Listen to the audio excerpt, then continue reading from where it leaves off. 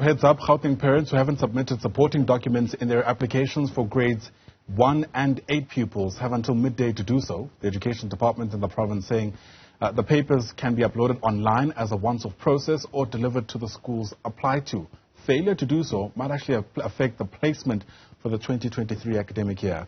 For more on this, let's bring in the Gauteng Education spokesperson, Steve Mabona, who's with us via our video link this morning. Steve, great to see you. Thanks, as always, for coming on to give us these updates. So do you, at least on hand, have an estimation of how many parents still have some of these outstanding documents to be submitted?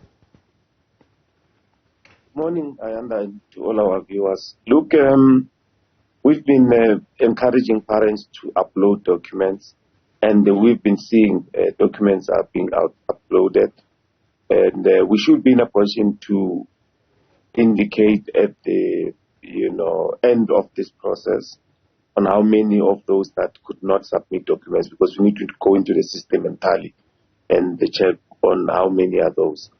But we should be in a position to then accommodate those that would have not submitted between the 1st of December up until the 15th of December. One way or the other, the parents should be accommodated. But we are saying, we are aware that there are those that do not have documents. Those, they should be, admitted in our schools. As you know that to a certain extent, learners will not be deprived schooling because of lack of documentation. So we just want to caution those that have documents.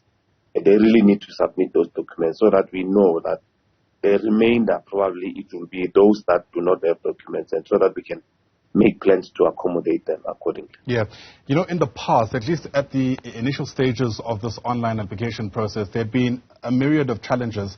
I wonder how or to what extent the lack of submitting these documents becomes a challenge for the Education Department, especially when it comes to crunch time, when we finally need to start seeing children placed in specific schools.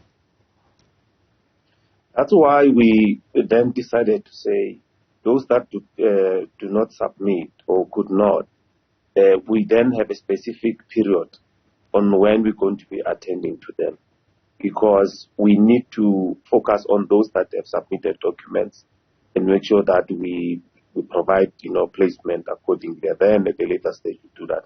But with years, there's an improvement. It becomes a lesser number of those that do not do so. The bone of contention in our documents normally is a proof of residence. You will know that we prioritize people that stay closer to the schools. So you know that there are those that will want to borrow addresses, and they come with a lot of stories to say, no, the child stays with so and so, and all those reasons that they would put on the table, we are quite aware of.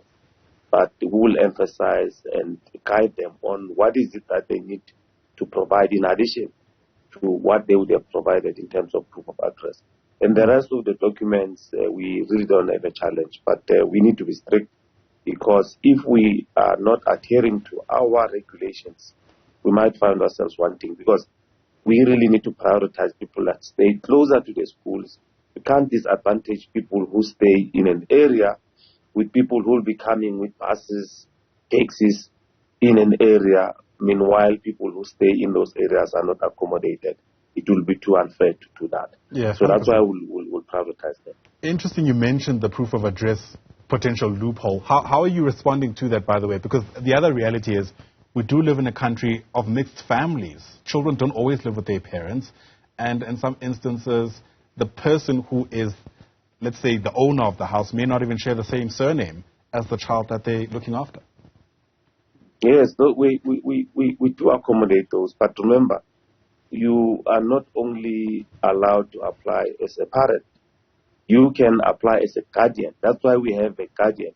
Because we know in many families you'll find that the parents do not stay with the child. So in that instance, you are accommodated as a guardian. But you can't be a guardian to want to apply only.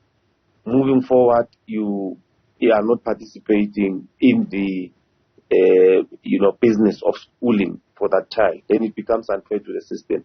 So those are the things that we really look for and make sure that we adhere to our regulations. Yeah.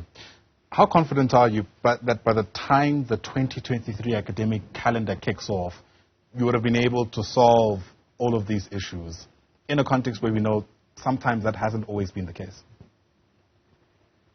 No, we should. I mean, looking at the number of applications that we have received, I mean, over 700,000, and that equate to probably just over 340 applicants.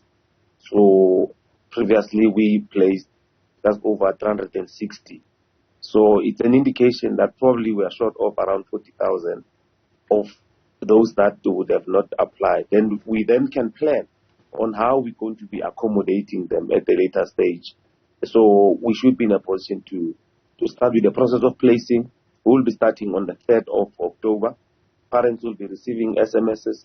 But even if you don't receive an SMS on the 3rd, you can still go into the system, use your credentials, and check on the status. It should indicate on what is it that it's there in terms of the status, whether you have space or we are still awaiting for the process to be finalized and all those. Steve Mabona is the Gauteng Education Department spokesperson. Steve, thanks as always for speaking to us. In case you missed it, the deadline to submit some of those outstanding documents, if you've applied for placement for children entering grade 1 or 8 next year, that deadline is at midday today. So make sure you do that so you're not caught in the last minute wrangling to try to find space for your child. Steve, once again, thanks very much indeed.